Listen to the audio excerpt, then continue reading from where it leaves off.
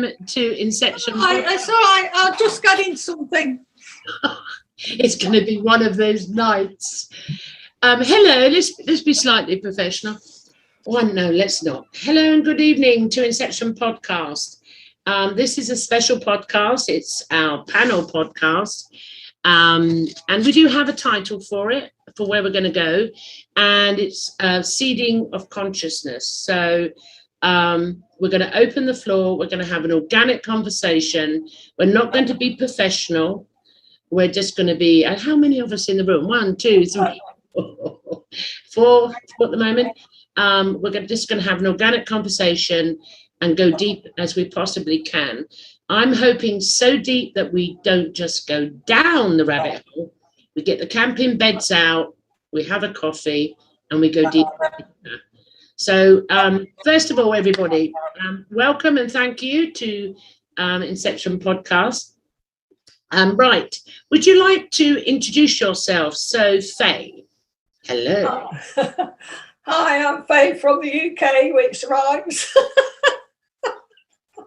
I've had all sorts of things happen in my life, some crazy things, some off the planet things, all sorts of things, but hey, I'm still here. I'm just waiting for a lift.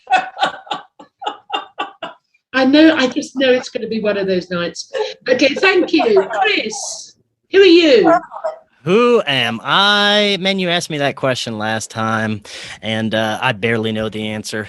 I am host of Forbidden Knowledge News and Beyond Classified. You guys have probably heard me around telling fart jokes on Sunday on day 0 as well. So, hello, everyone. I'm here to have a nice time and have some discussions about consciousness. Wonderful. Thank you. And hello, Robert. Who are you? You're not the mafia, though. I know that, and you don't speak Italian. Apart from that, who are you? Oops. I'm an experiencer and a researcher into the UFOs and the paranormal. How's that? That's perfect, actually, Robert. That was very, direct, wasn't it? Yeah, well done. Now, save the best to last, Chris. Ryder. Hello, Space Jesus. Yes, it's in the UK too. Who are you? I've actually changed it to Space Daddy now. I'm now Space Daddy. I'm just playing. I'm Ryder Lee. I am a truth seeker, knowledge guardian, spiritual educator, trying to use my real world experiences to educate and elevate others to awaken and question the reality, expand our consciousness, because I think that's what it's all about, is expansion. And they want to put us into a very tight-knit box and wrap it up with a little bow, and that's not the way our reality works. And I also run a YouTube channel and podcast called Raised by Giants, where I interview others from all different backgrounds about their awakening process. Do one once a week on an array of topics, bringing people different perspectives of, what's going on in the world on an individual and collective level. Wow. So, stop there. There's too much. He does so much. So Space Daddy now. Space Daddy. Right. So what is the best thing to do? If everyone could stay muted, okay? And then as it goes around, we'll play musical chairs, so to speak. I'll put out a question. I'll direct it at somebody to start it off. But then if you want to interact with the other panel member, unmute and interact and go with it. No fighting in the Zoom room, okay? Chris, no muting us because you've got the power. Okay, you're the host. Don't you start muting me when I talk. And on that note, so obviously coming off the individual podcasts I've done with all of you, I'm just going to throw out the first area to go into consciousness. So I'm going to go to Chris.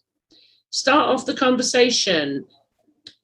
Let's talk about the human experience. And where we're going to go with this now is a human experience in current times? What's going on with consciousness? What's happening with consciousness now? Consciousness is being pulled in a lot of different directions, I believe. I think that consciousness ultimately is wanting to experience growth and knowledge, and it's trying to experience that in all different directions through as many experiences as possible. And right now, I think consciousness wants to get out from under tyranny. It's since we're all a collective, we're all experiencing each other's consciousness on some level, but we're having our individual experiences. So I think that right now consciousness is trying to get out of a hole it's dug itself in. Just wanting to experience maybe the more negative things in life for a while. Who knows what happened? Went down the wrong direction, I think. And I think it's trying to correct itself and possibly, grow and learn and create experiences that are going to be for the better of the collective. Okay, cool. Anyone want to come back at Chris with that? Anything?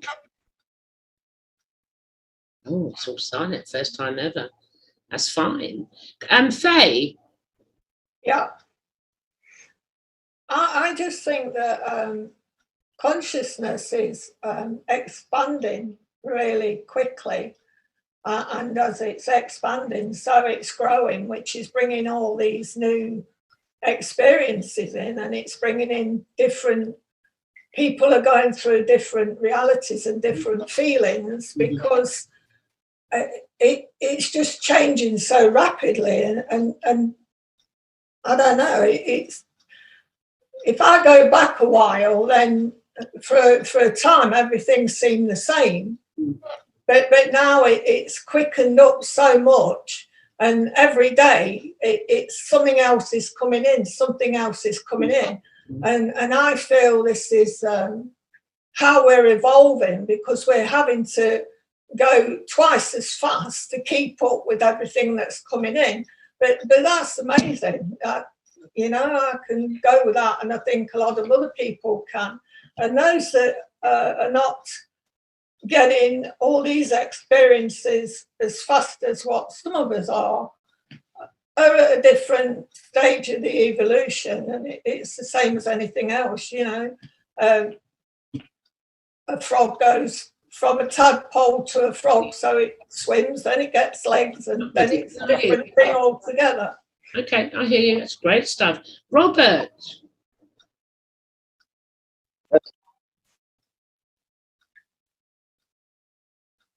Hello? Hello, Robert? Oh, can you hear me now? I was having some computer problems there for a minute. You're a bit low. Yeah, I'm not sure he heard the question. He was having some problems and had to connect. Do you want to ask it, Chris? Go on. Well, she was asking what's your thoughts on consciousness when it comes to our current global situation, and what is happening with consciousness on, I guess, an underlying scale. He listened to me. Good. You passed. I did hear what they said, and I do agree with that. Yeah, I definitely think that there's a certain percentage of individuals who are tuning into, if you call it a higher consciousness, or at least a broader consciousness is probably better than higher, and developing. I think there's a certain percentage of the population that are developing abilities that I think we're all meant to develop at some point. Telepathic abilities, psychic abilities. I think there's a greater number of people who could be characterized as empaths than probably at any other point in history. So I think that there's also, along with that, an increased effort to try to restrict the development of consciousness. Yeah. And I think that's the opposite side. I think that there's always been this tradition of the psychically gifted being targeted, and whether that was targeted through like black magic, secret societies, or now perhaps through technology. Mm-hmm. So I think that there's I still consider it to some degree to be a battle between good and evil, not ultimate good and evil, because I don't know if ultimate good and evil exists. But I think that there is a battle over human souls and human consciousness right now. And there's a dark side to it and there's a light side to it. Okay, great analogy, lovely. Last but definitely not least, Space Daddy. Yeah. Well, I think whenever you're talking about consciousness, you kind of have to define what consciousness is, because it's a very difficult thing to actually describe what it is. And I don't think a lot of people understand or even know what consciousness actually is. So it's a very difficult thing to kind of talk about, because we have different kinds of consciousness. We have our personal and our individual consciousness, and then we have a collective consciousness, right? What I think the consciousness is consciousness is what lets us inhabit this avatar, right? And lets us actually, if without consciousness, we would be kind of lifeless, and we wouldn't be able to perceive certain things and receive certain information and not have discernment about those things, right? And that's the kind of the information that I've received, is that the AI that's in control of our reality has actually made it and has split our consciousness between our soul and our spirit. And some beings out there, some human beings have just consciousness. They don't have a soul or a spirit, right? That's why things are really messed up, because this AI has been able to separate all of them and put just certain ones into certain teams or certain people. So you have some people running around with just the consciousness, and then you have some people running around with just the soul, and then you have other people running around with spirit, right? And the people that have all three, which the way that it's supposed to be, are very powerful beings, right? If we can actually control our consciousness, soul, and spirit, get them working in tandem with each other, then we can basically do whatever we want. We're super powerful beings in that way. But the dark side and the negative, regressive AI has made that very difficult for us to do, because it's been fracturing our consciousness and splitting our soul and splitting our spirit. Wow, that was deep. Okay. So if we could stay on this, Sarah, so on the consciousness, I mean, what's come up in different analogies or different truths, basically the same thing. We've got polarity, which is the experience, consciousness, experiencing the human will have the polarities. So we can use the terminology coming from Homo sapiens sapien. Someone's interfering tonight. Can you hear an echo? I think if everyone mutes when one person is talking, that may solve the problem. If everyone can mute their Zoom microphone. If not, it's some kind of interference that I'm not sure what's going on. I don't know. Could be. Okay, I think that solved it. If everyone just mutes up while the other person talks, that should be good. Okay. So where was I? So, we're looking at, so if we come from the Homo sapien perspective, the good and the evil, or non-evil, whatever you want to call it, in current times, coming from that perspective, I am perceiving, similar to all of you, but we're just, the terminologies we use are different. Like Ryder uses AI. I use it as consciousness taking on the role of the AI experience to push the other side, the lighter side, pushing them to awaken to their true self. So I don't want to talk too much about me tonight. I want you guys to actually get this going. So could we go deeper into that? Do we have a sort of like a rough agreement that everything is consciousness, whether we call it AI or whether we call it just consciousness playing the role of the AI, the negative Nellies, whatever. If we can go to that level of this, then do you think there is, at this present time in current times of all that's going on, is there anything to fear? For the audience is listening in on this, is there anything to fear? So if you've got one source consciousness playing the roles of multiple, yeah, is there anything to fear? Ryder?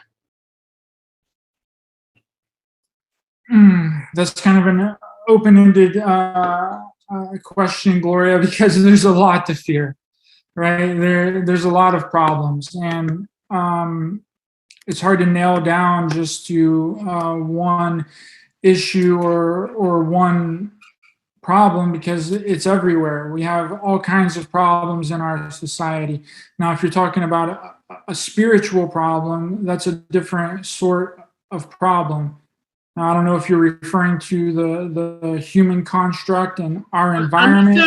I'm referring to the, sorry, Ryder, I should have clarified, I do apologize. Referring to the spiritual. So we're aware that we are spiritual beings having a human experience. So I'm dealing with consciousness itself, and asking for the spirit being, is there anything to fear on that aspect? So again, I'm coming from the juxtaposition. I do apologize. It's articulating this is really hard. Where I want to go, it's really hard to articulate it. So could I hold you on this, on consciousness itself, you consciousness, the spirit being, is there anything to fear?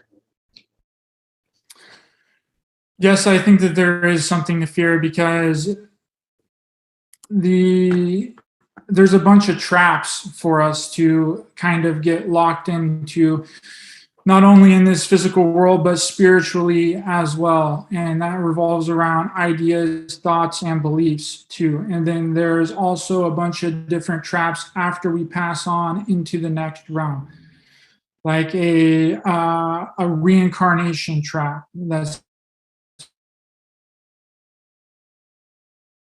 That's a very, and that's made it to where we don't know who we are, what we're doing here, or anything about where we're from. You know, that's really been a huge destructive point on the planet and has tampered with our consciousness, because if we could remember who we are, where we're from, and what we're doing here, then there wouldn't hardly be any problems. Then we would know. We would know that we're infinite spirit beings. We would know that we're multi-dimensional. Now, and there's been a lot of people talking about all of those things, but talking about is one thing, but actually knowing is another thing. And they've taken that knowing away from us, if that makes any sense. No, actually, you've clarified in that part. Now, you've clarified it. It makes a lot of sense. So, guys, what we're saying is, so Ryder's now raised the next area to go into, where conscious beings, which we are consciousness, that has forgotten who it is. Okay, so I'm going to go to Faye on this one. Okay, run that from Ryder to you. Faye, how can then we recall?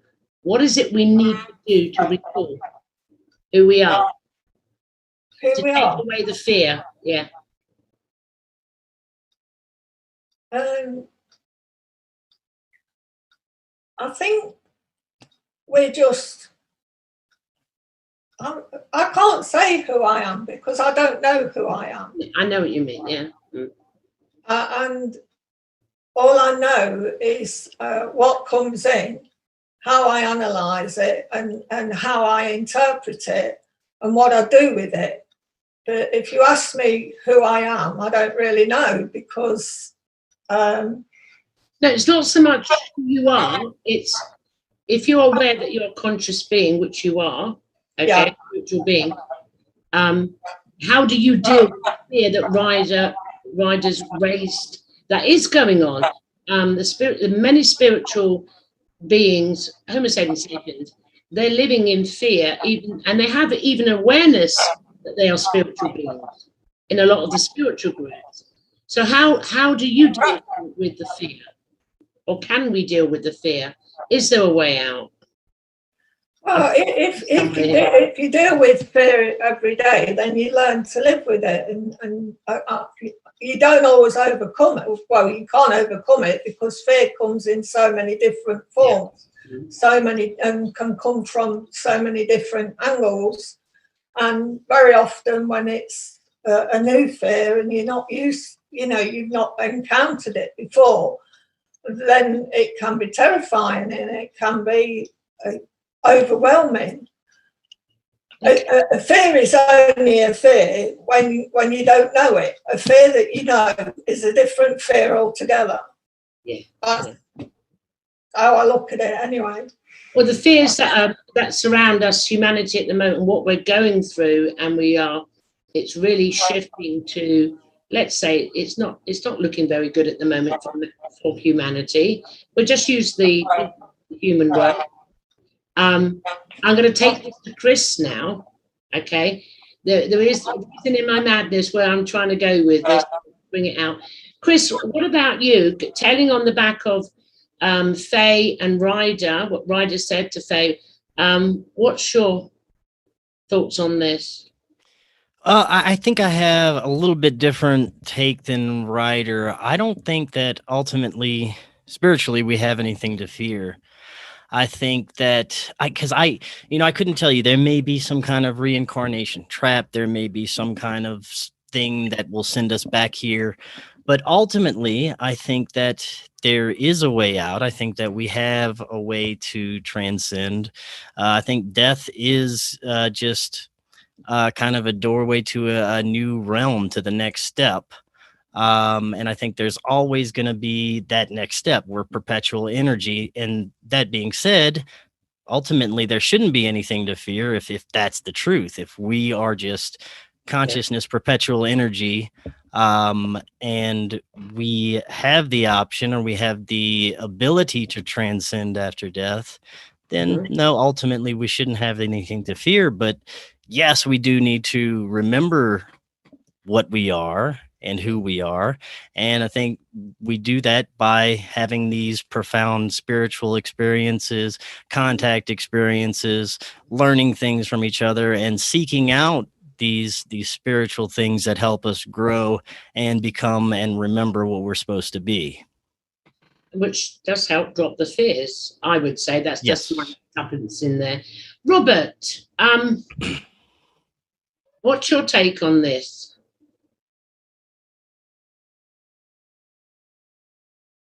Robert, are you there? All right, who's kidnapped Robert? Where's Robert gone?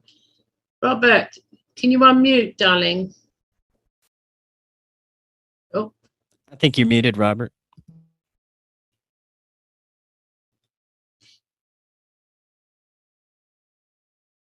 can you hear us, Robert? You may need to disconnect and reconnect, Robert, because I don't even see you in the panel room. Like, your name isn't here or anything, so you may need to disconnect and reconnect. How about now? Can you hear me? There now? you are. There you are. I can hear you. Yeah, we can hear you now. You're good. Yeah, I keep moving in and out. I mean, I did hear the conversation, but then when I unmuted, I disconnected again briefly. But we're still on the topic of fear, right? Yeah, we're still on the topic of fear. Yeah. How do we deal with the fear that is currently going on at the moment? How does the spiritual being move through this? Well, I think that's really the ultimate question. I mean, if you're looking just at the UFO phenomenon, I mean, that's been a big question. A lot of people claim that initially they were afraid of these experiences, but gradually they became more comfortable with these beings, and now they almost welcome them. Young children who have these experiences are not afraid. So that's one aspect to it. Just looking at that piece of it more broadly. I think consciousness is too vague a term. It's kind of like describing the ocean as filled with water. I mean, that's true, but there's so many different forms of being within the ocean, and I think our level of being has a lot to do with what level of fear that we experience. Now, if we're an enlightened being, I mean, for instance, the Buddha, I think the whole reason why the Buddha was here was to try to help people learn how to live, not to answer ultimate questions of metaphysics. Does God exist? What is God? All of these sort of theoretical questions, but just to help human beings deal with fear. And he was a pretty fearless being. He developed that ability, whether you want to call it enlightenment or whatever term you want to use. So I think we're all capable of that. I think that's the message of Buddhism, is that we can all become like Buddha. We're all Buddha-like, or we can tap into that, where we're not afraid of what's going to happen moment to moment. Where, if we're taken away in an ambulance in 15 minutes, we're just as accepting of that as if we win the lottery. And so that is, I think, one level of being able to live. I do think that this is a culture that's been created to elicit fear, and I think that that's a conscious thing on the part of some humans out there. Perhaps other beings are involved as well. Again, I think that there is, at this level, of kind of a good and evil. I tend to believe that I tend to put credence in the idea that there are beings of hindrance. There are beings that are here to test us. Yeah. Now, why we chose to be tested is a different question. And writers, Ryder pointing out the reincarnation karma thing, I think, is very important to understand. There's different perspectives on that. One is that it's a trap, that we're kind of being used, that we're kind of a slave world. The other is that we're slowly spiritualizing matter. That the idea isn't to escape the wheel of karma, which is one way out, but to become to a point where our soul, spirit, and body are all one, where there's no disease, where there's complete awareness of our previous lives and what our karma was, our previous interactions, an empathic connection between all beings. So I try to be optimistic and view that we're moving towards that. But kind of like giving birth, which is the analogy that you used, right? In terms of pain, perhaps we have to go through these periods of fear. Perhaps we have to learn how to deal with fear and how to deal with pain to get where we need to go. Otherwise, everything would have been given to us. We would have been these euphoric, always happy, joyful beings, but with no real substance. No, yeah, and boring. We would never have been tested in any way. So I think that's perhaps the purpose of human beings. And I'm sure we're not the only ones on this planet, but human beings, humanoids, whatever, people, beings at our level, is to experience the universe and to spiritualize matter. That's one alternative to the idea that there's this complete dichotomy of good and evil, or matter and spirit. So I hope that makes some sense to all absolutely of you. Perfect. Does anyone want to come back at Ryder, Chris? Faye, anyone want to come back on what Robert's just said? Take this deeper. Yes, Robert, you're pretty spot on there. I like what you had to say. And the fear isn't so much from the reincarnation trap itself, to me. It's more of having to come back here and not remember anything and not know who we are, right? That's the fear. The fear isn't the trap itself. It's having to redo all of this over again with a clean slate, right? That's my fear. So if I can find a way caught in that trap, then I'm going to do that, right? And that's what I'm trying to figure out. And I think a lot of this has to do with past life recall and bringing all of our soul back to us, right? Because we've been fractured out several times. Our soul has been fractured. Our consciousness has been fractured. Going through this reincarnation trap so many times. We have all been here for thousands of years. Right? We've been on this planet for a really long time, right? So that means that each time we've gone through this trap, we've been fractured more. So there's multiple versions of us on the planet right now that we are not aware about. And we have to be able to bring those past lives and those past souls back into our being so we can be complete. And then whenever we are complete, then we can ascend and we can get out of the loop and move on from this planet. And I think that that's one of the that's not the only way, but I think that that's the true way and how we get out of here. I like that one. I like Ryder's analogy. I'm going to throw out there, the fact is that we are actually having this conversation. I mean, you all know, I say we've already done it. This is just the drags of it, but that's just my truth. But the fact that we're having this conversation, a discussion on how to get out of this is a first, okay? So I want to hold it here where we are. Does anyone else want to add anything to that, Faye or Chris, to what's where this is going?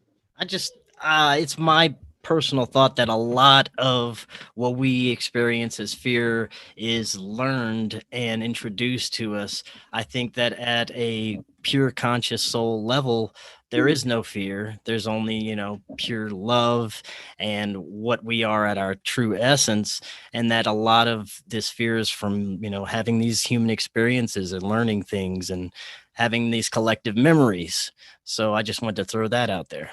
No, my truth's very similar because me, I deconstruct the human experience. So I drop off the belief systems, the cultures, the concepts, the ideas on a personal level. And what we're all experiencing now is like history is not true. We're now finding out that's not true. So that's the collectives doing it exactly at the same time. Yeah. Faye, what do you think about Ryder's analogy with past lives, or what's your take on this one? I think that we all experience past lives because we have to experience everything in order to, for our consciousness to grow. Yeah. And that what Chris said, I went with it like, what is fear? Well, to me, fear is what pushes us on. Yes. Because fear is the ultimate weapon. Yes. If you call it a weapon, that pushes us forward.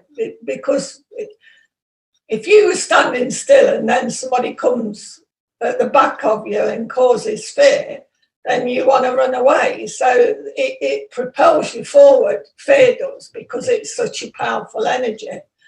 But like Chris said, with love and overcoming, that can build a barrier. But also, I think you have to have lots of, I can't think of a word for it. You have to have a lot of awareness to actually contact what's coming in. It's like when you get contact from the ETs, and like you were saying, at first it's terrifying, but then after a while it just becomes the normal. And I think when we come back from past lives, we experience fear in different ways because we're experiencing it from a different point of view or a different life altogether. I mean, I will add on that, and I like your analogy of fear pushing us forward. I at the moment, I don't have fear, but I'm of what's going on, but I'm aware of that it's fear. It's a fear-based energy that's pushing humanity, which is pushing the individual one within for the awakening, for the waking up to who they are. Ryder, I want to throw this one at you. So that's my analogy, that what's going on, we can call it fascism, we can call it whatever you can call it. It doesn't really matter. We know what's going on. We've seen it going on in other countries around the world. It's there. It's here now. There's no going back. We're at the birthing canal, okay? What can you add to this conversation about this fear and what them Chris and Faith spoken about now? Well, it was kind of like what Faye just said, is about the awareness, right? We can actually feel all of this happening within our body. Our body responds to all of these different things, right? And it's about bringing the awareness to what part of your body is responding to it, right? So in my experience, this is the way that it works for me, and that's really all that I can talk about, is the things that I've experienced throughout my life, right? So whenever I'm feeling fear, right, that's in my heart. Mm-hmm. I feel the fear in my heart, right? And then whenever I feel something in my gut, that's my intuition, right? That's something telling me something that I need to know. Mm-hmm. And then whenever I think about it, or I feel it in my mind, then that's my consciousness, right? Because our body is always trying to communicate with us and tell us things all the time.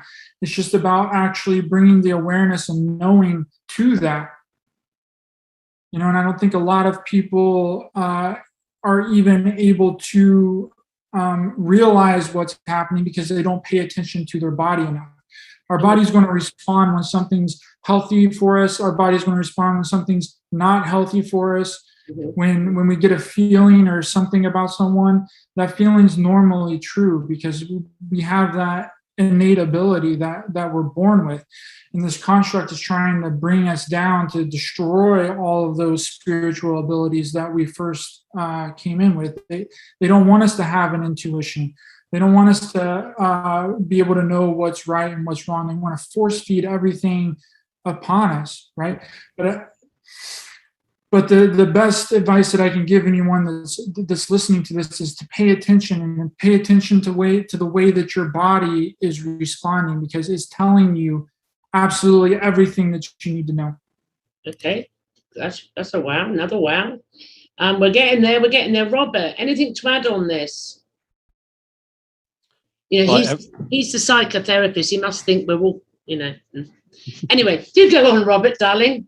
No, I really like what Ryder had to say in terms of the body awareness. I mean, in terms of trauma, what could be more terrifying than some form of trauma? What could be more fear-inducing than trauma? Yeah. And there's a book called The Body Keeps the Score by Bessel van der Kolk, and that's sort of a classic in the trauma literature that speaks about somatic therapies. Mm-hmm. And I think that's something I work with all the time in terms of breathing, in terms of helping people like through panic attacks in a mindful way, where they're just observing, where they're in their minds, again, not in their hearts or their gut, where they're experiencing that kind of fear. So yeah, I think that's a really important point in understanding how fear manifests with people. With animals, it's a bit different. Yeah. I don't know if angels are afraid of anything. I don't know. I haven't talked to one recently.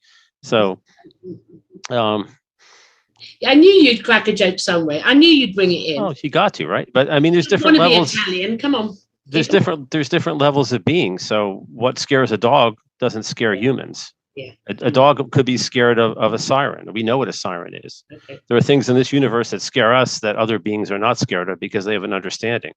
So the different levels of being play into it. The embodiment of human beings in a physical body, has a lot to do with how we experience fear. Just getting back to the whole, I'm very, very much interested in, reincarnation, karma, and I like the way Ryder describes it as a fracturing, because that it is a fracturing. I mean, we don't come into this life with a full awareness of our previous lives. I think that's what we're developing towards, however. And the other thing is, if we knew everything about our past lives, then it would, to some degree, it would take away free choice, or would limit free choice. Let's say we did someone wrong in a past life, in whatever way. Yeah, you murdered me in a past life, yeah. Yeah. Well, you probably deserved it, but that's beside the point. Yeah. So let's say I come into this lifetime and I encounter you. Yeah. If I knew consciously what that past event was, it would be very obvious what I need to do. kill me before I kill you, because I know as well. Well, yeah, I think the idea is to have a different experience with that individual. So if you wrong them in some way, you have an opportunity to rectify that. And that's how a lot of spiritual systems view karma, that it's not punitive. You're not punished. It's not eye for an eye. It's you're given an opportunity to help someone that harmed you before, or vice versa. So if we had full awareness, if we reached that point, would we really have? Would we be making any sort of moral choices? So that's one side of it. The other side of it is definitely feeling like a stranger in a strange land, or this kind of Alice in Wonderland feeling that we have as human beings. Like, why are we here? Like, what is going on here? So there's that level of confusion that definitely creates fear and makes us question, the meaning of life. Does this have any purpose? Okay.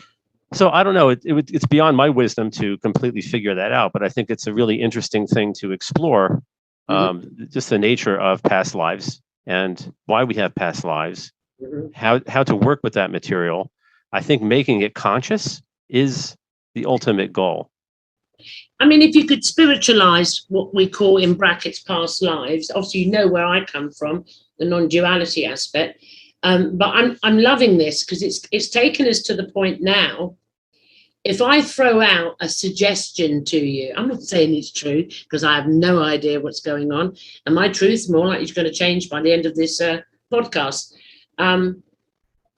Let's say we run with whether we call I do use the word fractalize. Like we're fractalizing, we're experiencing all things at all times, different timelines. I've actually seen myself from another timeline. She was actually more shocked than I was, believe it or not. So let's say this is the truth. Let's just say for now. And it's all these past lives. Now, but at this moment in time, we are talking about getting out of it. So if we just deconstruct that question and the fact that we are now consciously aware enough, we've had enough, it's got to suggest, has it not, that I think we're out of it already, but that's just my truth at the moment.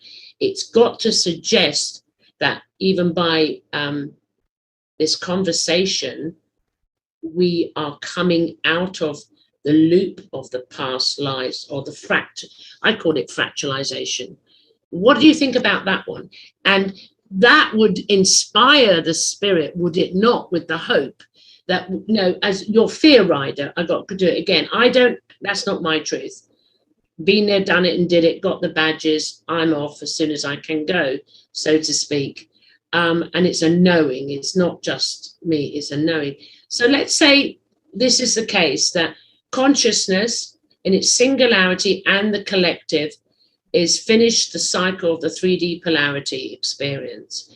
And conversations like this and all the etchings you're all getting, downloads for those that don't know Robert's new language, are now awakening you, expanding your consciousness to end this cycle. What if we start there? How do you feel about that, Chris? I think that's an excellent place to start. And even going to the aspects that we could possibly, we control our own destiny, we control our own reality, we can manifest what we want to experience in life. I think that one of the solutions for fear is knowing that we can do this, and knowing that the controllers, the elites, the ones in control, the ones poisoning us, the ones that want to keep us down, it's still us. Yes. I mean, it's still us. We're still the ones doing that. I go to the store and I look at somebody, beating their kid or being an asshole to somebody. I'm like, oh man, that's me being a real dick today, excuse my language. But if we can look at it like that, I think that could be a way to kind of collectively turn around everybody's way of thinking, to just know that we are all one, and this is the kind of course that things need to take, and it's all connected. Wow, I like that. Say your contribution. Yeah, I agree with what Chris has just said, and it is about moving on from being locked down, so to speak, not physically, but mentally locked down. Yeah. And you know, in order for us to expand and to move on, we have to understand how others are coping and how others feel about it. And like his analogy about the child in the store and that, and as we're growing and experiencing these new experiences, so better understanding's coming through it, and we're not judging people. No. There's not so much judgment, there's more not necessarily accepting, but understanding where that person is and where that person's coming from, rather than condemning and saying, oh, why are you doing that?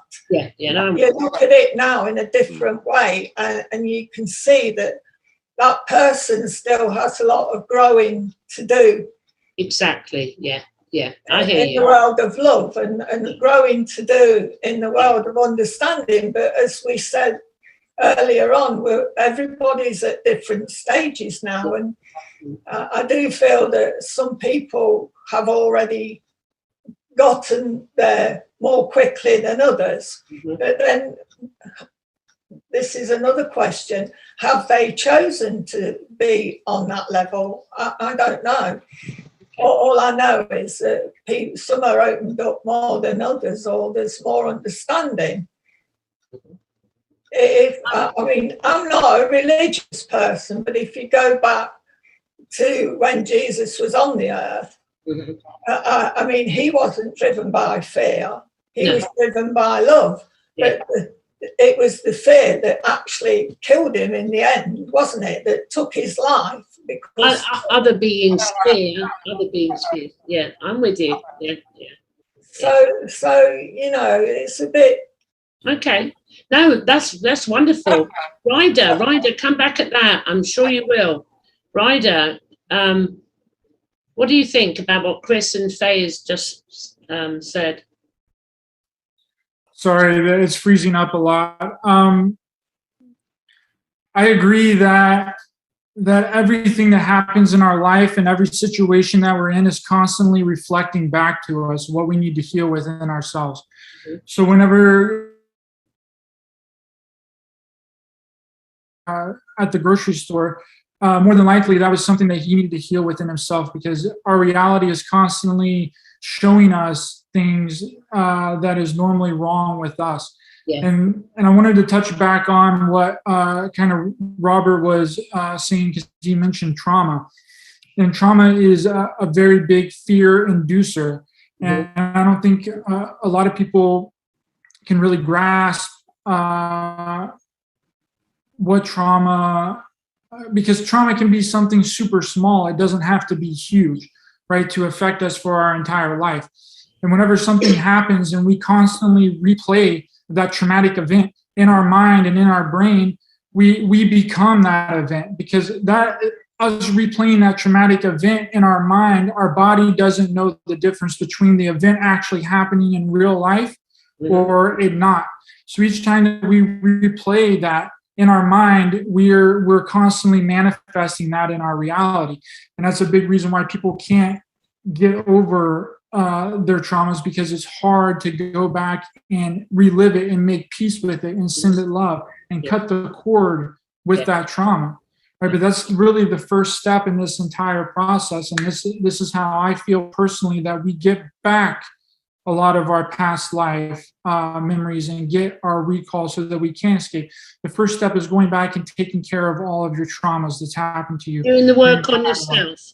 Doing the work on yourself. That's what I call it. I love your analogy. I love that too. I'm going to bring in here something I want to throw into this conversation. I had it with someone the other day, and I don't know who it was because I'm just old and confused as I am. And my truth at the moment, my awareness at the moment is why human beings are complying to certain things and doing certain actions is for a major one reason is the fear of death. This is a human concept, not a consciousness concept, not a spiritual concept. It's the fear of death. So do you think, guys, if one could work on that, I mean, many, if you've had an experience with ET, if you've had a near-death experience or something like one of those, you come back, there is no fear of the death. And when there's no fear of death, then you don't follow illogical, stupid rules, basically. But if you do fear the death, if you do have that fear of death, because you're in that state of fear, that you will believe anything you're told. So I'm going to bring it all the way back now. What do you think about the major problem currently going on within consciousness in its singularity, humanity, is being caused by the fear of death? I'll throw that one in. What does anyone want to take that? Fear of death. I don't think that is so much the fear of death, Gloria. I mean, that is a big reason and a big problem. But I think, again, it comes to traumatization. The way that they do it, they collectively traumatize a group of people, and then they can get in there and they can supplant certain thoughts, ideas, and beliefs through repetition, through showing certain things on the TV, certain callers, right? They figured that out with the MK Ultra mind control, right? Yeah, on an individual level, they figured that out, that they can traumatize people through torture and all of these different things. And then they're able to go in and supplant certain thoughts and certain ideas, and then that being is going to believe it. And then what they did is they stopped the individual MK Ultra mind control, and they expanded it, and they did it collectively. And we've had these collective traumatizations for decades now. 9/11 was a huge one, right? It got everyone programmed into us against them kind of mentality, right? And every time any event happened after 9/11, a shooting or a bomb or whatever, all they had to do was throw up terrorism on the television screen, and that got people triggered right back into the events of 9/11. And that's exactly what's happening now with the current situation on the planet. It's a collective traumatization. Right. So then every subsequent year after this year, all they have to do is be like, well, there's a new variant, there's a new other boogie going around, and that's going to get everyone triggered right back, and they're going to go along with it because they've been collectively traumatized. And we have to work through that on a collective level to be able to get. Okay. So could I add to that and throw it out there? So if you didn't have an individual didn't have a fear of death, and we'll call them the dark side, or just use the dark side, doesn't matter. No one would comply to the dark side. So none of this would be happening, would it? Okay, none of it would be happening. So it's about, obviously we know it's about trying to awaken as many beings as possible to who they truly are. You just need a little door open. That's all you need. You get a switch in consciousness, go in to know thyself, the door opens, and the fears start dropping, and then ultimately the fear of death. Let's go back to Jesus. I'm not religious either. However, I've seen him a few times this week for some reason. Again, it's Christ consciousness. It's a symbol. It's just, he never feared death. The man was tortured, nailed. That's torture. That's die slow for day after day, or was it 3 days, I think, and he never feared death. So I'm going to throw this back out there again. I'm holding this death card here because I really want this to be addressed. If we, Homo sapiens sapien, did not fear death, then they would say, I am not complying. No, I am not going to condemn my neighbor because they're not doing it. Yeah? If you don't fear death, you're not going to say, oh, I'll have that. And the reason you'd only have the boogie woogie, as Chris calls it, or whatever it's called, is because you fear you're going to die. You're right, though, Ryder. We've had it here. You know, if you don't do this, you are going to cause genocide, which is death. It's always about the frigging death card. So I want to come back, all right, and throw that back out there. I want to go to Robert next. The psychotherapist, by the way, who knows everything. He is God, by the way. Do you know what I mean? Not Italian God, though. He's not Italian. Know it. He's a fraud. What do you think about that? Can I comment now? Yeah, I think that kind of that fear of death is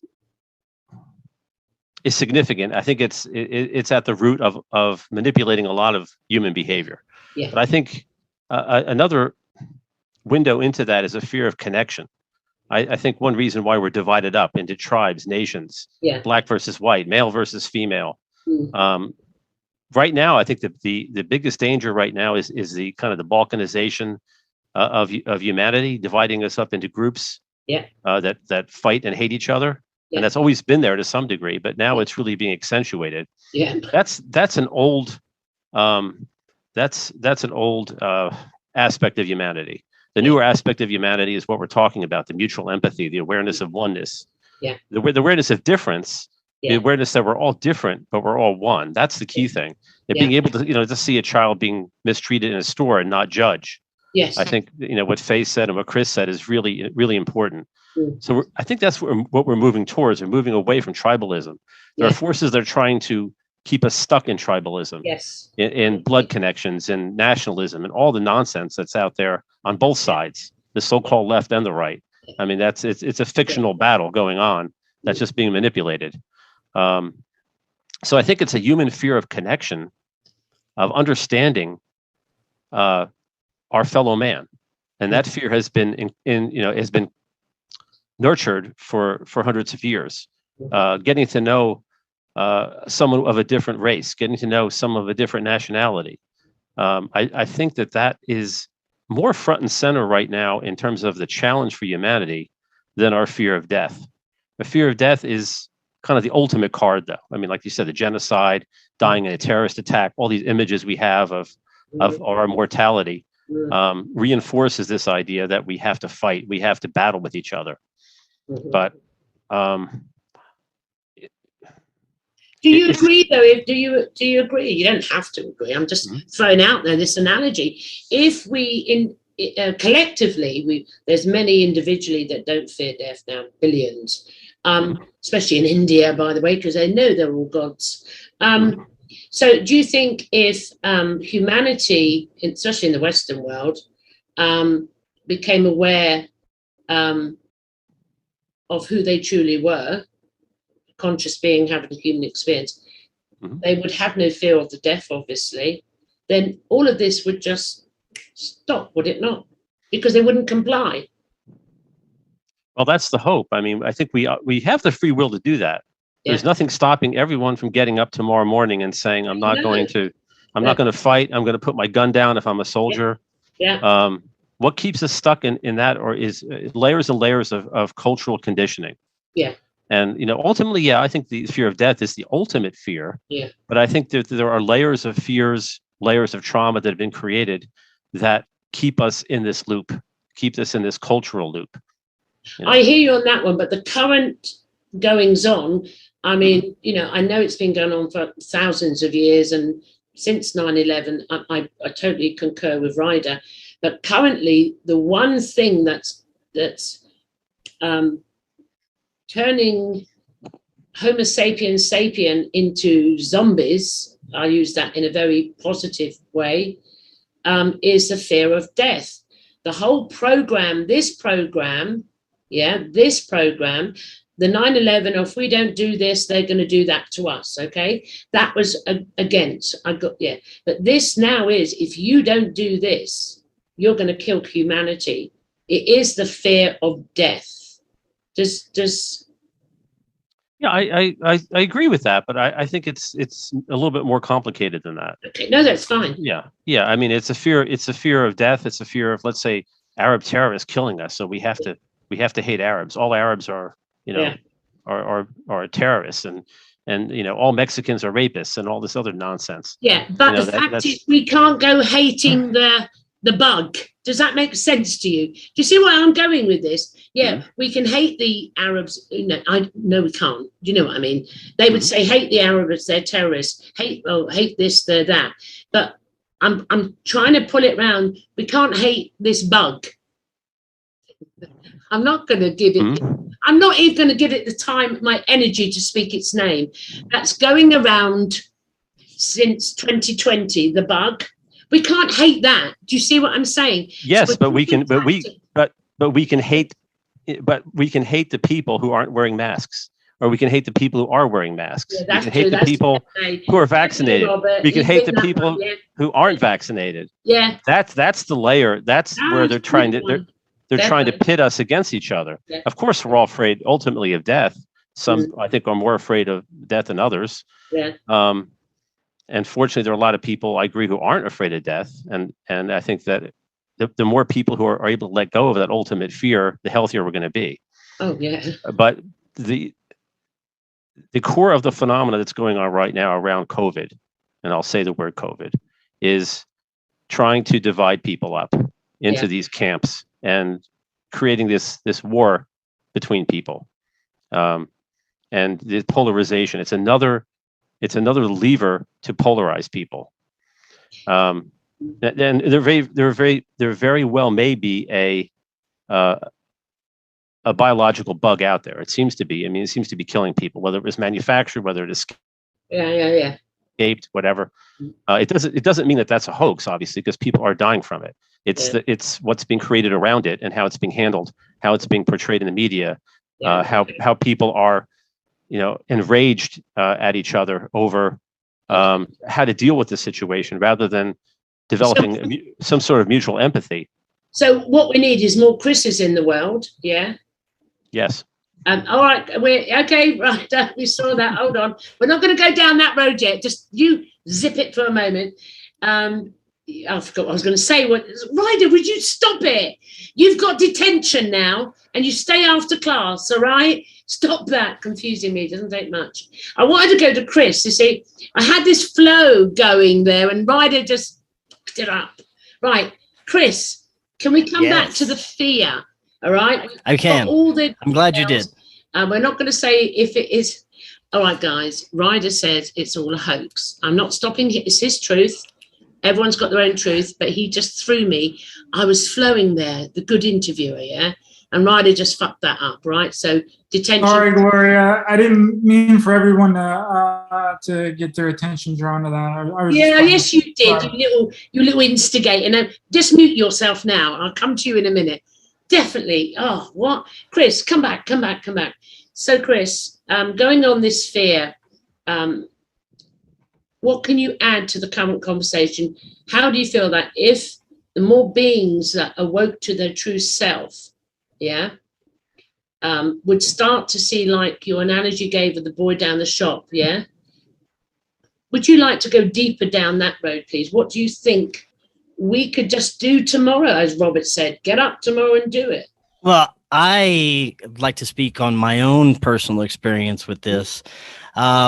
I think that one of the simplest answers that's worked for me is to just not participate in what they're trying to sell us.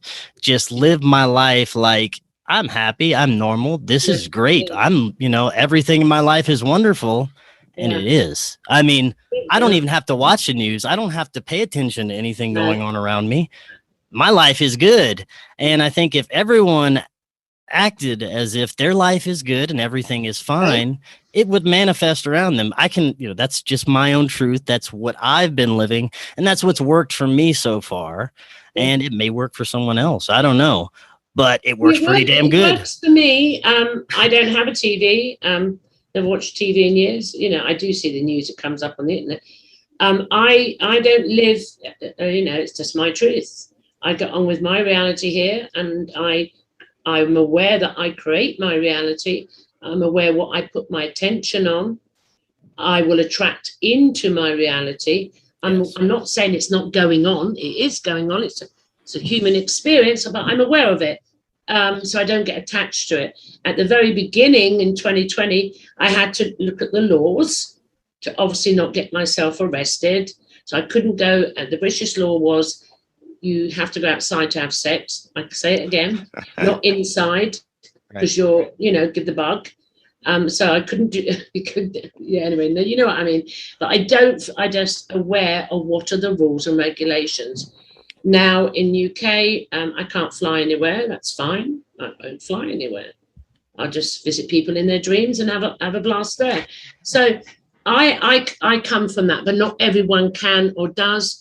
And why I'm going down this road is not everyone is an experiencer of an ET or dimensional being or past lives or as intelligent as our academic Robert, who, because he's a psychotherapist, he knows the psychology of the mind, of the human mind, obviously.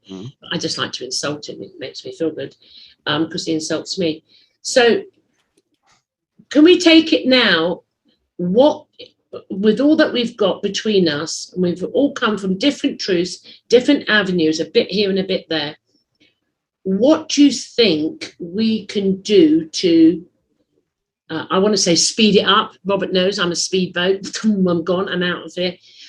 What do you think, if for the audience listening, because I really want this to deal with the fears that everyone's experiencing. We have like the wonderful Ryder and Chris and all that speak out on the platforms to educate people, to inform them, but they seem to be not listening like this, so to speak. So I'm going to what can we offer from this panel to anyone who wants to listen, where to go next, how to get out of this reality, to a better life or a better future, or if they're on the ascension path, whatever your truth is. You don't have to be on an ascension path. You don't have to wake up, but you can still have a beautiful human experience. So it's not just for spiritual people, because this is for the whole of humanity. So what advice would you give, Ryder? Sorry, Gloria, my internet's really bad and it's freezing up. I think I got your question. So the way that we can make a difference and change on an individual level is changing our perspective, right? Because perspective is everything in this reality, right? And in the way that we are so controlled and so manipulated is because they are manipulating the perception of the mass consciousness on the planet. That's the way they do it. It's done through the TV. It's done through the media. It's done through our phones. It's done through the internet. It's done through social media. It's all to manipulate your perception, to get you living in an illusionary reality that they have shepherded for you to be a part of.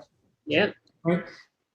So how we get out of that is we change our perception. Whatever nonsense and bullshit they're feeding us, we think and do the opposite, because 9 times out of 10, I've found the opposite thing of what they're pushing is true. So if they say it's black, then it's down. So if they say it's black, it's white. If they say it's up, it's down.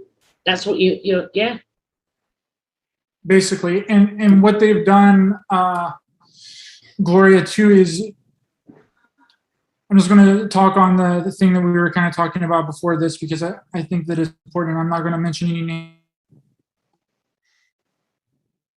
Come back. They have the perceptions of the collective consciousness down to such a degree to where an event doesn't even have to be real.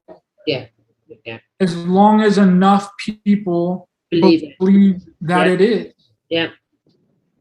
And that's the way they get away with all of the propaganda and whatever world events or whatever thing that they're trying to perpetuate is because they manipulate the perception around it, getting people to believe in it, because our belief in something is the strongest thing that we have on the planet. Well, these conscious beings, we call them the dark side, I mean, they are masters of the law of attraction. They are master magicians. They know how to bring in the illusions and to create a false perception, false reality. Those that are spiritually awake and aware go on the positive side. Hence, they create the reality they want, but they don't use it to harm another being because they are awakened to that.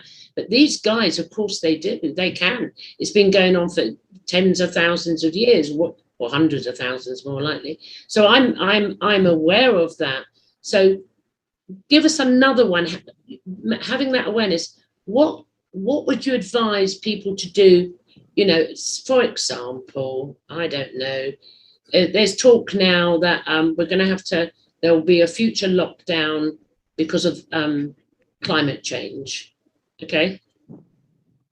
Well, what should people do to change? I think again, the first thing, Gloria, is awareness, and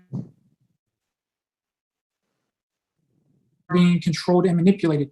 And I've only ran into a few people that know what the term egregore means, right?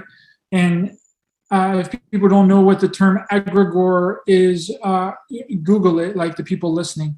Google the term egregore, because egregore is the basis of our reality and how our reality works. Basically, whatever we feed, whatever we give our thoughts and our beliefs into, then becomes a part of our reality.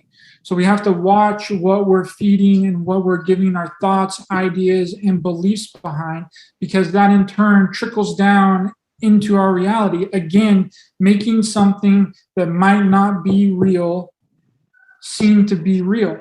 And that's the way that I believe personally everything works in our reality. It works that way with religion. It works that way with the media, anything that they're trying to push. It's all egregorical, and our thoughts, ideas, and beliefs is what is constantly pushing it and making it a reality in our personal world. Okay, that's great. Thank you very much. Thank you. Faith.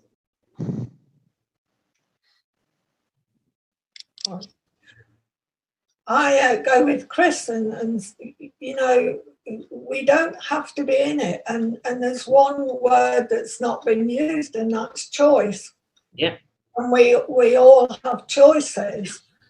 Some of us are stronger than others when it comes to choices, but if we're going to drink all this in, then we're excluding ourselves from having choice. We're drinking it in, and it's becoming who we are rather than choosing who we want to be or choosing the life that we want for ourselves. Because while all this manipulation, or whatever you want to call it, is going on, nature and animals and that are just carrying on. All we have to do is just be. That's all we have to do is be. And the more we allow things to influence us, then the more the fear grows. So, like I said, we have choice. And we can choose to do that, or we can choose to live the life we want to. But then it's really difficult to get everyone to understand that, because it's bombarded from media. Like you say, the news comes on and it's do this, do that. This is going to escalate, this, that, and the other. And then, of course, the fear builds up again. But if we just be who we are and use our choices, follow the roads that fit in with how we want to live our lives, then I think choice. No, I agree. I always say, you know, in my groups, you have a choice. Make a choice. Whatever reality you choose, make the choice and choose that reality. So I do like that. So choice is a good one. Robert, my love, What can you contribute to this? Well, I think a couple of things that we talked about are really critical. One is coming from a place of empathy and trying to be non-judgmental towards ourselves and towards other people as much as possible. Yeah. That frees us up to be much more joyful beings. Yeah. If we embrace that. So yeah, I think choice that is a choice. How we wake up and take on every day, every moment is a conscious choice, rather than being swayed by all of the nonsense that's going on. And I certainly, we talked about this. I've talked about the dark side, however you want to call it. I've worked with a couple of people who are connected to MK Ultra, so I'm very aware of some of the processes there and how sophisticated they become. So I think discernment is another key word to understand what's real and what isn't. The way I look at it is this: 9/11 was a real event. Who was behind it and who created it is a whole nother story. The same with the JFK assassination, the same with Pearl Harbor. Yeah. Those are the major traumas in American history. Yeah. Those are real events. Yeah. COVID is another one. So I'd be careful not to give into the idea that these things didn't happen, but they are being engineered. Understanding the fact that these are being engineered either subtly or not so subtly, and being able to discern that, I think, is really important.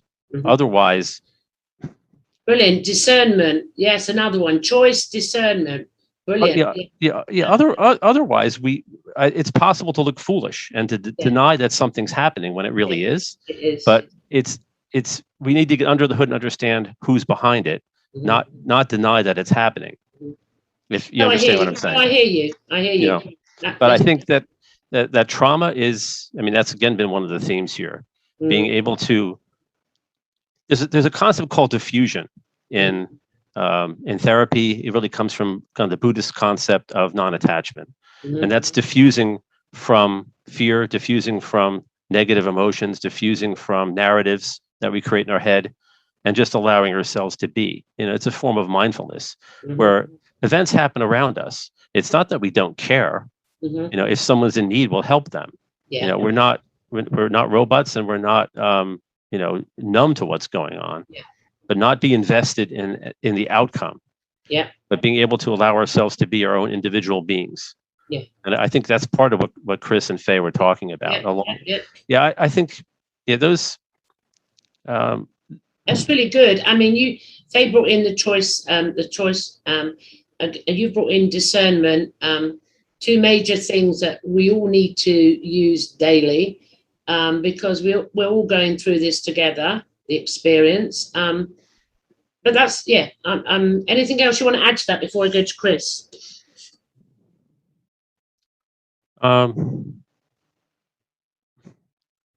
Again, I think the other thing that stands out to me, that's part of this whole discussion, is connection. Is this feeling of oneness, not this amorphous feeling, or we're all one, but being kind of the example that Chris gave.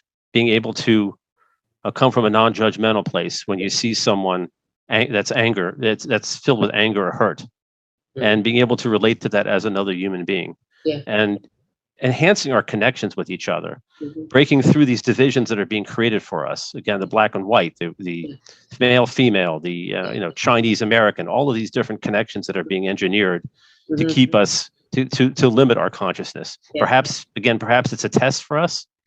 But whether it's a test or whether there's, this is some form of pure reality doesn't really matter to me. It's how we individually deal with it. Yeah. Okay. Does that make sense? Yeah, it does. Absolutely, it does. Chris, coming to you.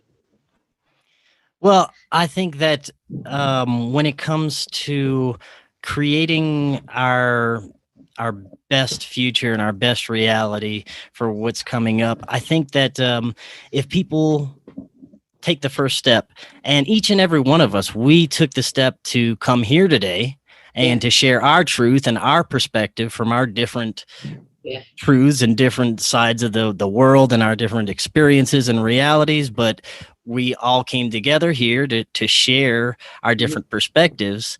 And I think if more people took the steps to kind of do the things that they feel they need to do right now, come into themselves, come into their calling, if they feel like they need to share information, if they feel like they need to research more information, do it. Don't hold yourself back anymore because of, like we're talking about, fear, the big inhibitor that we can come back to. I think that if we can get rid of that, people can come into their own and do these things that they feel would help themselves, help humanity, help everybody develop. And it would be kind of like a contagious ongoing chain reaction. And another thing about being able to just remove yourselves and not participate from what's going on, I report on this BS like every week. I can come here and talk about this stuff, but then I can separate from it and completely remove myself and forget about it an hour later like it never happened. And I think that's key too, to be able to separate yourself from the nonsense that's going on and focus on self and the important things. Yeah, that's wonderful too. Anyone want to come back on this? Ryder, do you want to come back on this? Ryder. Yeah, I agree with what Chris said for sure. That we are not living up to our full capabilities and our full potential, because I think a lot of it comes down to us being afraid to be who we are. Yeah. Right? Because we've been engulfed into this social conditioning, social programming so far that a lot of people just go on autopilot. They don't have critical thinking or common sense, right? They just go along with what everyone be different. They're afraid to step outside of the box. They're afraid to do look like a weirdo or look stupid or look foolish. And that's not the right way to be, because when you're not being that way, you're not being real to you. You have to be a real individual and talk about what's on your mind. It doesn't matter what anybody else thinks about what you're talking about, as long as you're speaking your truth, right? And what resonates with you. Yeah. And we've built this fake freaking society all around us. Mm-hmm. There's fakeness radiating off of everyone, and you can see it. Mm. You can see when someone's being truthful to what they believe, and you can see when people aren't.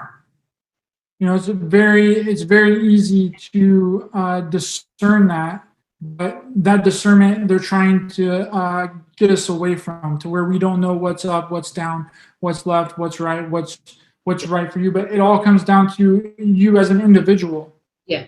Okay. Yeah. I hear you. And then you have the individual, and not being afraid to take on other people's thoughts, ideas, and beliefs, right? And that doesn't mean that you have to take them all on as your own, right? But you can observe them. Yeah. And you can be like, okay, well, that sounds like it could be possible or whatever, and you can stick it in your back pocket and think about it later, right? Yeah. But if it doesn't resonate with you, then let it go. Exactly. I'll come off this tonight, and I'll be going through my head or rewatch it, like, and I'm so used to, my truth never stays permanent. As I expand it, I go, and you need discernment. You need to step outside the box. You need to open your mind. You need to just shut the fudge up and listen to another being talk, apart from those, if you know what I mean. Like, you're quite right. What the conversation we're having tonight, you can see we've all got slightly different truths, but there's something that's underlining all of us here that does underline the whole of our communities, our countries, and the whole of humanity. We need to talk. We need to go out there, smile, say hello, how are you? I don't care if you've been jabbed or not jabbed. It doesn't make no difference in my reality what you do. So we need to do more and bring us together, which we spoke about earlier on, the empathy, the love, the compassion. And I like, Chris's analogy of, when he looked at the child, that's me. I have a very similar reality. I see it as me in the oneness. I'm seeing it. It's teaching me something. Them sort of things. Faye, do you have anything to add to this? Faye, hello. No, I didn't have my finger on the right button then. You've been on them GPs, haven't you? I know. I think there's a social consciousness as well, where people tend not to talk out because of close families' reaction to what they may say, or even the boss who you work for, and it all goes down to all those different things. Yeah. There's lots of things that we discuss with other people which we wouldn't discuss with the person closest to us. And so I think a lot of that comes into it as well, that stops people talking. But the thing that people talk about the most is when somebody has the same or similar experience. And then it's like when me and you met, Gloria, and we it just went on and on and on. We knew each other's human life, didn't we? We understood each other where it was all coming from. And when you get to that point, then it's so much easier to open it all up. But the thing is, the more we talk about things like you were saying, then the more it opens up. Yeah. And we've got to be brave. We've got to go, what have we got to hide? Yes. Nothing. Yes. It doesn't matter what anybody else thinks, because as soon as you've dropped that bombshell, oh, this so happened to me, or this happened, then the thinking thing starts, and then they start connecting things that happen to them. And so the connection begins, doesn't it? Yeah. And obviously, Robert's raised this, Chris has raised this. It's about, the dark side, these beings, whatever, forcing us apart. But humanity, as the human consciousness, having the human experience, we are empathic by our true nature. Empathic, we are loving, we are considerate. We as human beings will die trying to save the life of another. Yeah, I mean, the quality that the human being has, they don't even know anymore. And I do agree with Ryder. I'm fully aware of MK Ultra and all of that. I do realize how the programming, I'm aware of that. But in my case, what's happening now is, my truth is, it's the end of, if you believe in reincarnation, it's the end of programming, it's the end, whatever, Ryder, it's the end. We're coming out. Well, I think we're out. This is just the leftovers, the scrags after giving birth. And I think if we can just receive things, well, maybe that is possible. Maybe I do have a choice, or it's okay. I mean, it was a case a few months ago, we heard these people saying, I think those that have been vaccinated should wear the masks because they're now the carriers. And I'm thinking, you're still doing it. You're still doing it. The divide, I mean, so we have to bring in this topic. I know we've got to be careful how we word it or we get taken down, but we need to be able to talk about this in an empathic and compassionate way. Does that make sense? It's coming together now that the division is so great and the pressure is so great. My hope is that, as you spoke about in your case, it was Faye, you spoke about before with me about the shadow, the opposites coming in, and we got to mention the ET coming in as well. To me, that it's going to push and push, and it's going to be a bit dark soon. It's going to go there. It has to go there in the birth canal. But if we can hang on to who we truly are keep having these conversations. No one's right, no one's wrong. We're exploring consciousness. That's who we are. We have never in our whole human experience ever explored our consciousness. We've never used discernment about our consciousness. We put it outside to discern this, that, regulations, what makes me happy, so this is the first time we're having a conversation about something that we don't normally speak about, which I think is a beautiful platform to start things off. I wanted one more thing to ask before we close the podcast is we've got to bring E.T. because we just have to. We've got a bit of an echo, Chris, haven't we? We've got to bring E.T. in. Yeah, if everyone could just mute their microphone if you're not speaking, please. Yeah, we're getting an echo. Maybe the visitors are back. Now, obviously, we spoke in the individual podcasts. I'll start with Chris because he's unmuted. E.T. now is these beings, E.T. or whatever you wish to call them, it really doesn't matter, are in our 3D reality now as we go through this, okay? Before I ask you the question, what is their relevance whilst this is going on now, please remember that or I'll forget. In my group this week, the most amazing things come out of members of the group. All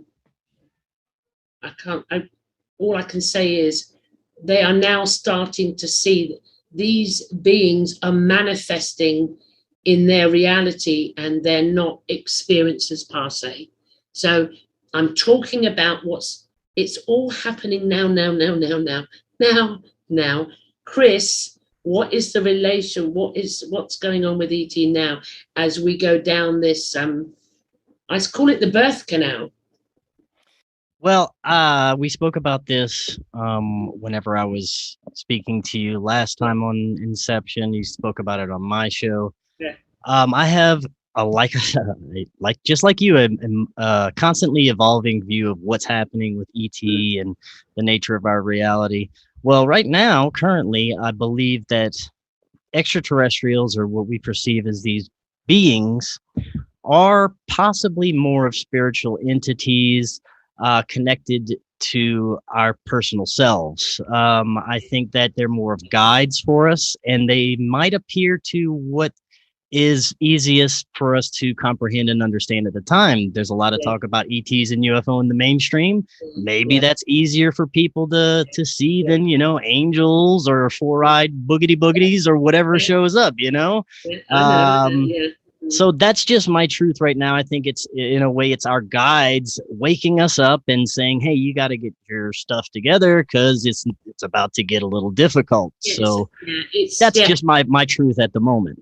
No, I mean, I resonate with your truth. I'd use different words. I could say, it's a fractal of me, my consciousness, my future self, whatever, Trevor, it really doesn't matter. But my truth at the moment is on that. It's like, wake the fudge up now.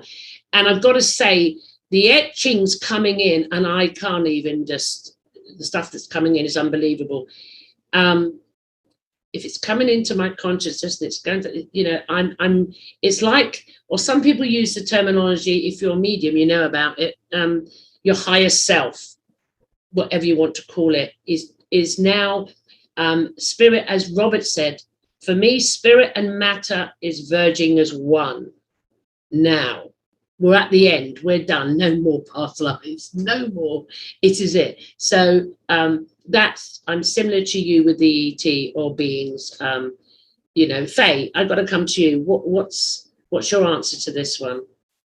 Well, I think that we're all, as we've said all along, we're all one. And the ETs, when they first come in, are something different to us. Yeah. But now, once you work with them and you get to know them, they aren't different. Yeah. They bring different knowledge, and I believe that we're not only learning off them, but they're learning off of us as well, because the two bands have to come together to create the great. Yeah. No, I hear you. I hear you. Yeah. So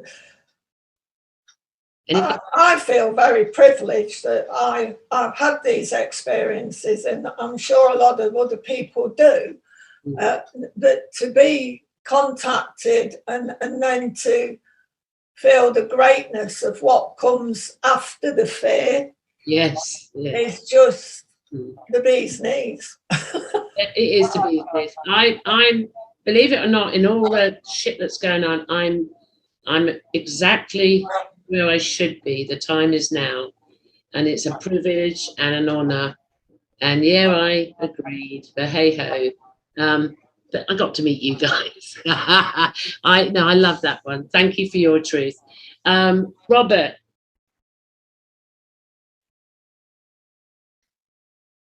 Okay, I'm unmuted. You're unmuted. That's good. Don't speak Irish, will you? Now, come on. The question is, what are the UFO entities? Now, can we drop the UFO? You know, the ET, you know, the beings, the experiences have, these ETs. Right. They're hit. Now, we've gone through over an hour of the critical times consciousness is in at the moment. But they're here with us, and they're more and more, and they're blending more and more, even with non-spiritual people. So why do you think, what do you think their contribution is? Who are they again? Chris says it's a part of him. I have a very similar analogy. What do you think is going on assisting us? I think I tend to agree that a lot, perhaps all of these entities are guides, and they're here to teach us lessons. I think that initially people do react. Most people react in a traumatic way, understandably. I mean, the experiences I had were when I was 9 years old, so I had no frame of reference. As old as I am, before all the the abduction stuff came out, there was nothing even to read about it. It was pretty frightening. I look at it differently now. I do think that if these are part of us, and human beings have a shadow, then there's going to be a negative elements. There's going to be elements of hindrance. There's going to be elements that are going to test us too. I don't think they're all benign, whether they're from our physical dimension or interdimensional beings, doesn't really matter. So I think it comes down to how we deal with life, how we deal with them, how we interpret them. We can see them in an evil light. We can see them as torturers, or we can see them as teaching us something.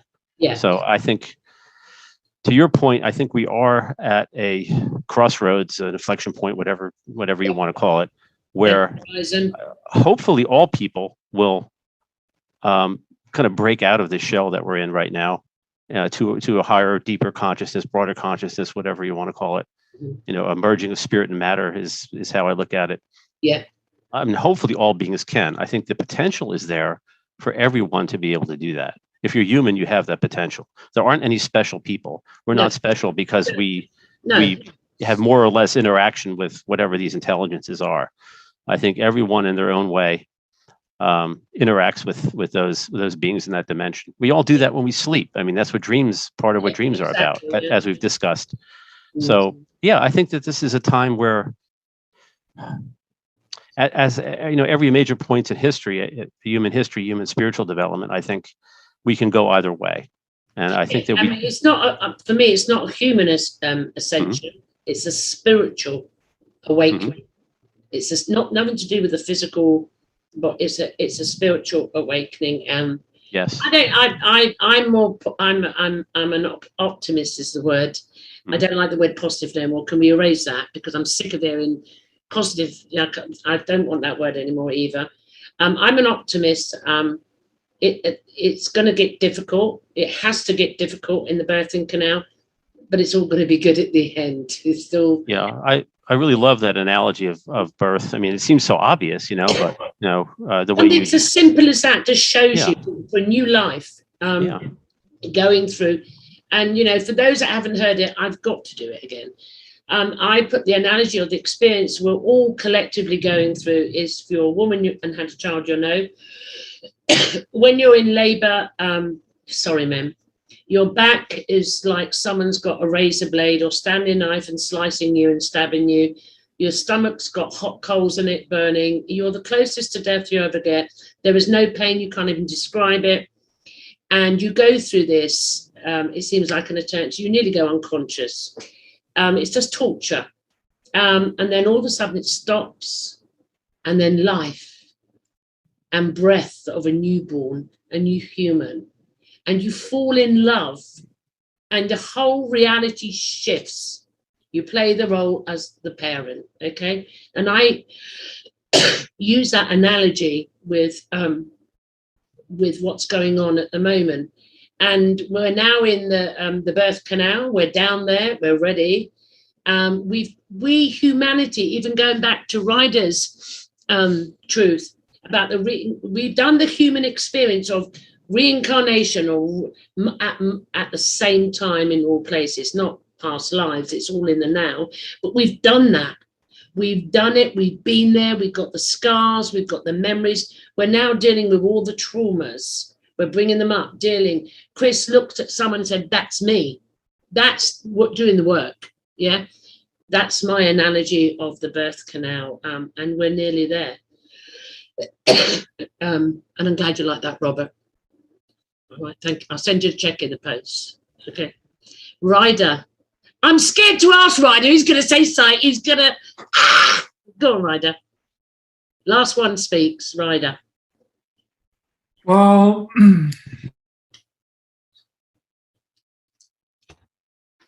I guess it depends on what species and what race of ET.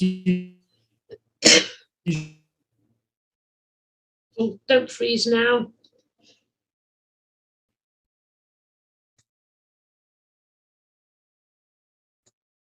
There's many different species of each one of those ones that I just said, and that's not even getting close to how many of them they are, right? So I think it's kind of dangerous to put a blanket on all of them, right? Because they're not all good and they're not all bad. Same as there are negative ones that do not have humans' best interests, that are abducting people and getting their genetic material, and they are geneticists. They are not here for us. They do not have humanity's best interest.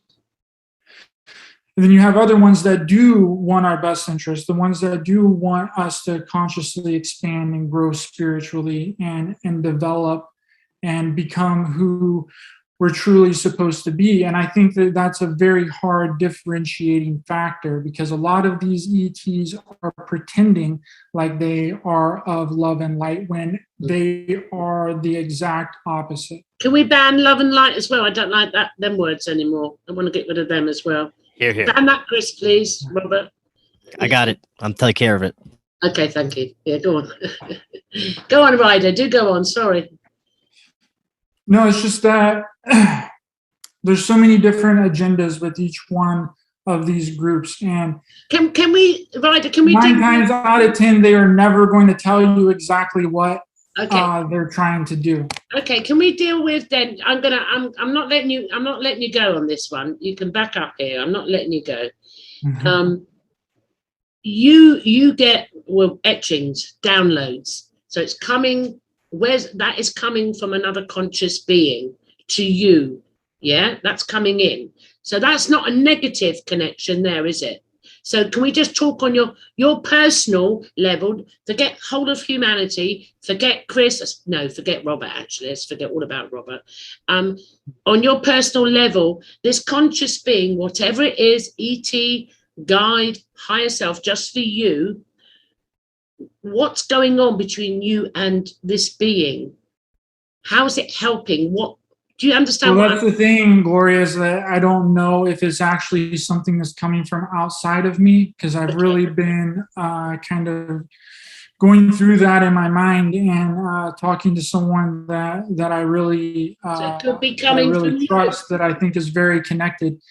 And I think that downloads and spiritual downloads has been misinterpreted, that it's actually coming from outside of us. And I've been reevaluating that whole concept. And I'm becoming to believe that it has nothing to do with outside of us. I actually think it's coming from us. It's from you. It's coming, Ryder. From you. Yeah. You. Yeah.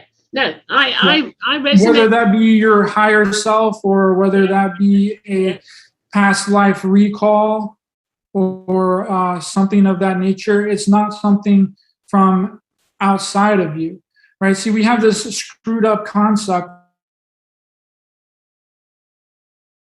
outside of ourselves for solutions and answers to our problems. Mm-hmm. You know, and that program has ran forever. Religion is really what started that whole thing. Mm-hmm. Right? Constantly looking outside of yourself for someone to come and save you is develop the savior complex on the planet, right? And then we look at these ETs and these other beings to like that they're going to come and help us and that they're going to come and do something for us and that they're going to save us. Yeah, they might actually come and help, some of them, and they might assist us, but they're not going to do anything for us, right? That's up to us. We have to do that. We have to make the conscious decision. We have to make that choice, right? They're not going to come in here because the real ones, the ones that are actually good, are not going to violate our free will because they are of highest integrity. Yeah. The only way that they can intervene and help assist is if we ask them to intervene and help assist. Mm-hmm. I love it. No, I love it. I knew I'd get a good one from Ryder. Do you want to come back? I'm going to take a toilet break. Forbidden knowledge news. No, it's not forbidden knowledge news. It's Chris. Don't you dare flip it. If you'd like to take over, would you like to pose a question while I just take a toilet? Well, maybe I could just get a little open discussion going. Keeping with the extraterrestrial theme, saying that these, there are beings outside of ourselves, possibly. Let's just go with, that there could be malevolent reptilians or insectoid beings that are coming here to do experiments on us. Is that still the same part of this one source collective consciousness, if they are just more of negative entities and they're more concentrated from this kind of evil or dark side, or is it all still part of this same collective consciousness? What are your thoughts, Ryder? Well, I think that there's first you'd have to ask the question, do they believe in right and wrong, right? Do they operate under the same belief systems and consequences that we do? Do they believe in karma, right? I really have no idea. That would be a very good question to ask one of them or someone that someone's in contact with is what is their belief systems? What kind of system do they operate under? Because it seems like a lot of them are operating with impunity, right? They're just doing whatever they want. They're just coming in and abducting people, collecting their genetic material, semen, eggs, sperm, blood, tissue, whatever, without any kind of consequences. So I guess that would be another question to your question, Chris, is what kind of system do they operate under? Do they operate under a right and wrong system? Do they operate under a karmic cycle? I don't know. Chris, Ryder, that was really deep. Now, that is to raise that. I would say no, they don't. But I'm saying the fact that you raised it. Anyone else want to go there? That was a great question, Chris. I heard it as I was walking along the corridor. And Ryder, that was a profound answer. Who says stuff like that? Well, before we go judging them, hello, Ryder. Maybe they don't work. Yeah, maybe. Do they have wrong and right? Do they? That's a really good area to go into. Excellent question. excellent response, Ryder. Take Chris. Give me a break, Chris. I'm going to have a cigarette. Take it to Faye next. She's got something. You go, Chris. You go. Yeah, well, Faye, what are your same thoughts on the same topic that we're just discussing?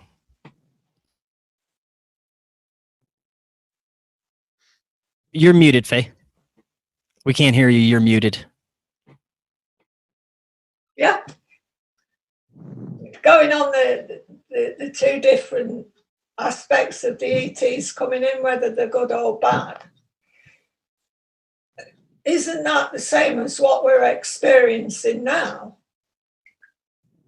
But in the environment we're in now, on planet Earth now, with good and bad coming in, are we connecting what's happening now with what's coming in? Because when Robert talks about separation, then it's separation again. There's good ones, there's bad ones. But what's good and what's bad is bad things that fear us, is bad things that maybe give us the idea of death. Is good things love, is good things that make us happy. Surely both of them have a significance, and both of them get different reactions, but both of them get a reaction, if you know where I'm going with that. So like, what is good, what is bad, or is there any such thing as good and bad, or is it just the way that we perceive things? So right, I don't know. and kind of think of that. Going back to what I was saying originally, and Gloria and I had this discussion when she was on my show, is it part of the same source consciousness as everything else? Gloria made the kind of analogy of this light bulb that's covered by a colander, and this one source of light emanates through thousands of holes, and that's us experiencing this consciousness.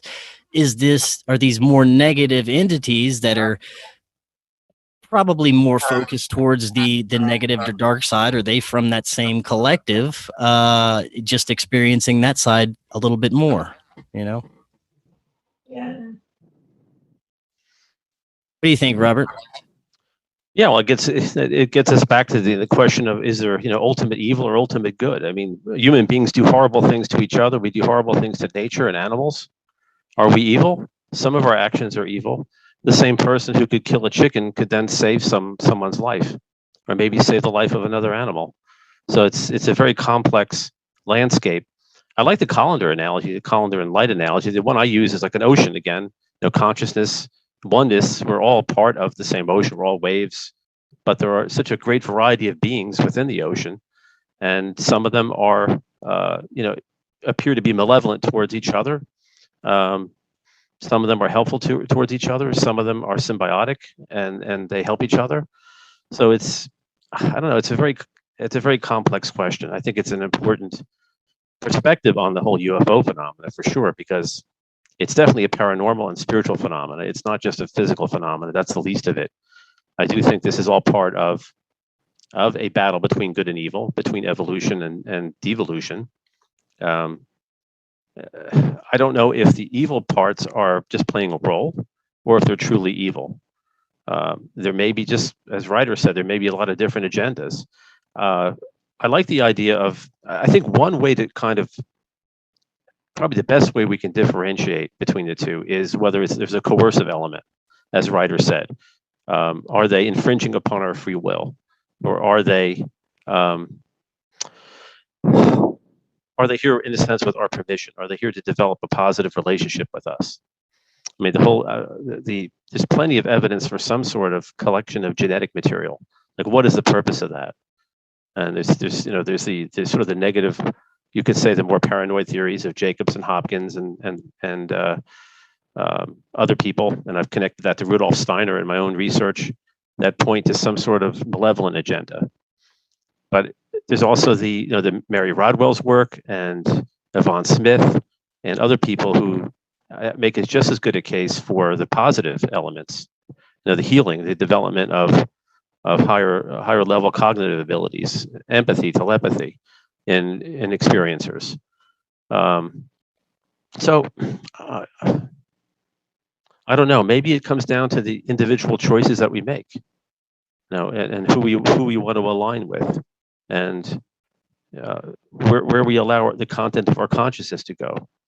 We can focus on the negative. We can focus on the fear and the paranoia. We can focus on the spiritual growth, the positive aspects of the phenomena. I think they're both equally real. So I don't have any.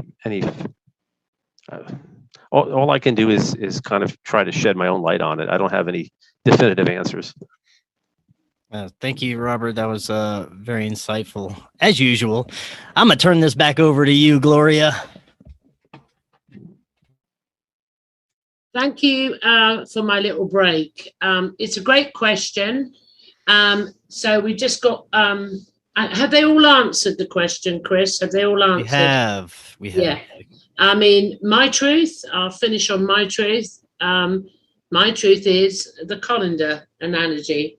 I am consciousness, having accumulated. So we've got consciousness, the ball of light or whatever, but the colander over, and there's billions of individual singularities coming out. Consciousness experiencing different experiences through the human experience. So, if Chris come running down the road with a knife to kill me, I would defend myself, okay? I would, kung fu hui him and win, obviously. Doesn't stop me. I'm experiencing being human. However, I perceive what you call the dark side, the others. It's just consciousness experiencing on that level. And also why consciousness on that level now, it's heightened to push itself to know itself. Because what's been happening to humanity, it's with the external pressures, it's forcing the Homo sapiens sapien who is unaware. It is not the meat body, limited, do as you're told, just, it is more. And I think Ryder's said it to me before, we are the gods. And we are the gods, little g, by the way. Even the man Jesus said, you are all gods. We are the gods. So for me, there is no anything outside consciousness. It's all consciousness, and portraying that experience. And now is the time, we can call it the awakening, to know thyself. And when you know yourself, who you truly are, life is joyous. There's no fear, there's no anger. It's just giggles. And I spend half my time looking at people going, you're awake. In my head, you're awake. You're playing peekaboo. You're going to, and that's where it goes. And for me, it's here. We're just at the very end of the birth canal where we've got to hold our breaths and not push. Not push. That happens in labor. You get to the point before new life, you don't push, no matter what. And that means don't push back. Don't get involved. Just flow, like Faye said. The animals flow through the experience. They flow. They don't hold trauma. We've got to let go of the trauma. We've got to do this work. And trust me, we are successful. Because I said we are. So there you go. It's just any more than that. On that note, I want to thank the panel so much for taking us all into a conversation that has never been had. Okay? And I'm hoping this will be the seeding for future conversations on all our individual shows, in all our writings. What's that? What is that? What's he doing? I don't know if he's swearing at me. He's doing some MK Ultra stuff on us. I don't know. We'll have to watch him. The MK. We're going to call it MK Spaceman soon, and that we can take this out. And if other podcast hosts or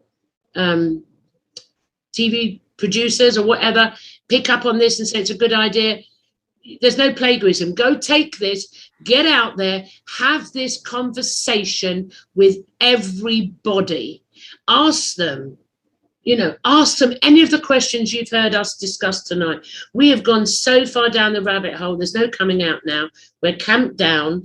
And when we get together, we're on each other's shows, or whether we come together in another panel meeting, we will go deeper and deeper, because our truths are going to change the more we expand. So I thank you all so much. Okay, I thank you all. And I'm looking forward to seeing you soon. And thank you, Ryder. Thank you, Faye, Robert, and Chris. And thank you, audience. I hope you enjoyed this podcast. Soon Chris will release it out there to the big wide world, and coming to an Android near you. Bye, guys. Bye-bye.